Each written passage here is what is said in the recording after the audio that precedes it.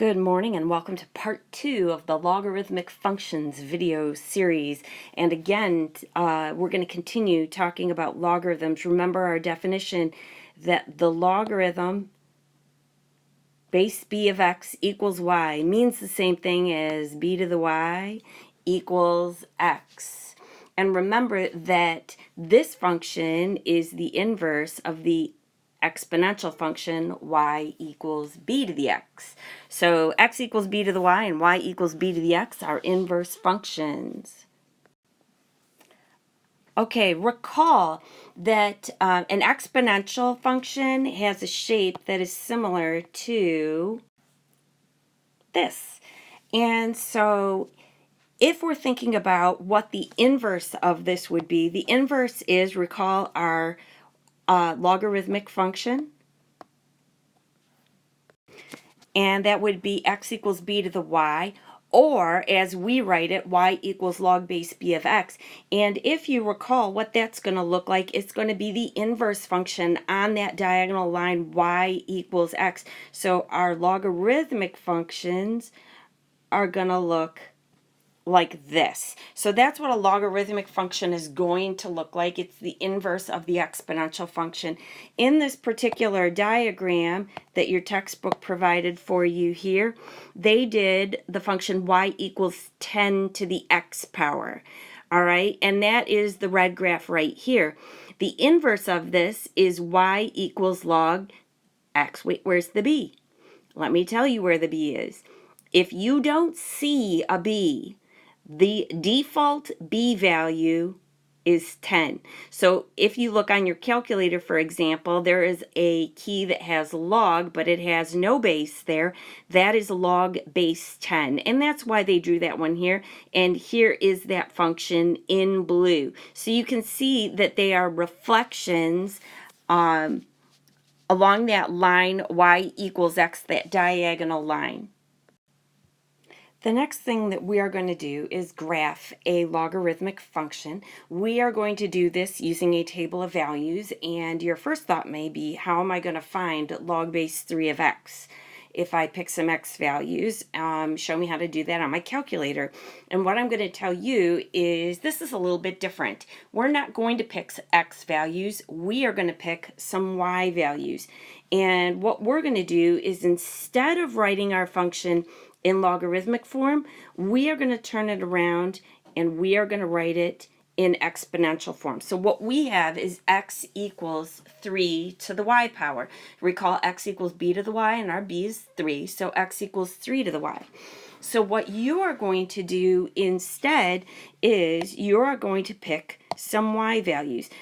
And when you're doing a nice basic function like this with no translations to it, we can pick y equals -2, -1, 0, 1, and 2. So we're picking our y values, and we are going to calculate our x values. So over here, 3 to the -2 power is 1 over 3 squared is 1/9. And I've written in green over here my xy pair so that you don't get confused and graph this as your x, because it's not, it's your y. This is your x. So this is the point 1/9, -2. So let's get up a nice pink color here, and 1/9 on my x-axis, and -2 really close to my y-axis there. I have 1/3, -1, and that might be right about there. Then I have 0, 1, which is right on my x-axis. I have, 1, 0. Then I have 3, 1. So go over here to 3, go up 1. Then I have 9, 2, and that is actually off the charts, but I kind of feel like it looks like it might be right around there somewhere. And we are going to graph this. So now I know what you guys say when you say how hard it is to draw and explain everything when you're trying to graph. And you can see that is the general shape of a logarithmic function. Well, the next thing that we're going to do with this is we're going to talk about some of the features of the graph. It says identify the y-intercept. Now, if you look at this graph, something you might start to notice is that it didn't cross the y-axis, and this is something we're learning right now. It is not going to cross the y-axis. It is going to get really, really, really close, but it is never going to cross the y-axis. Just like when we had the exponential functions, and remember they came down like this, and they got really, really close to the x-axis, but they never crossed. Well, when you reflect that over the line y equals x, you are going to get that same situation over here. So there is no y-intercept. And in fact, what that means is we have an asymptote. And this time it's not a horizontal asymptote, but it is a vertical asymptote. And vertical asymptotes are written in the form x equals. And since this is where x equals 0, our asymptote is x equals 0. It is that vertical line. And when we look at that line, our graph is never going to cross this line. So let's start talking about the domain and the range, because this is going to get quite interesting. Our domain then is our x values. Well, there's no graph over here at these x values. There's only a graph at these x values. So as a result, we can say that our domain is going to be x is greater than or equal to 0. Now, if we look at our y, for our range, look at our y values, notice this goes all the way down to negative infinity, and although it goes up very, very slowly, because see, it is going up, but it will continue to go up indefinitely, so we can say that our range is going to be all real numbers.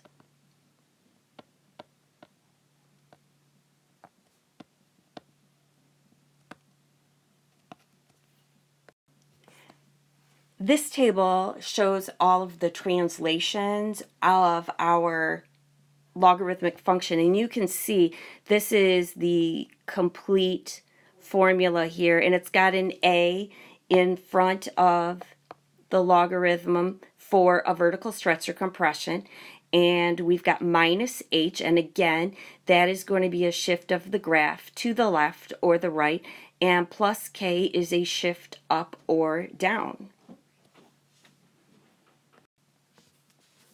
Now we're going to graph a logarithmic function that has a horizontal translation as well as a vertical translation.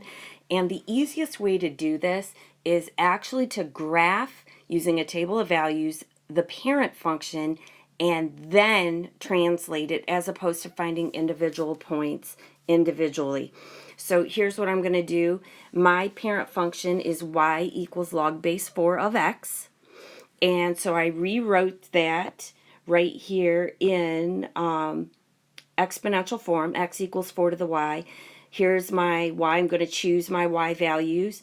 I am going to plug them in, and here are my points for my parent function. So let's go ahead and draw this particular graph. Okay, there's that graph. The next thing that we want to do is we're going to look at the individual points that we plotted on the graph, and we are going to translate them. So let's figure out what our translations are. I have x minus 3, so that is a shift of 3 to the right.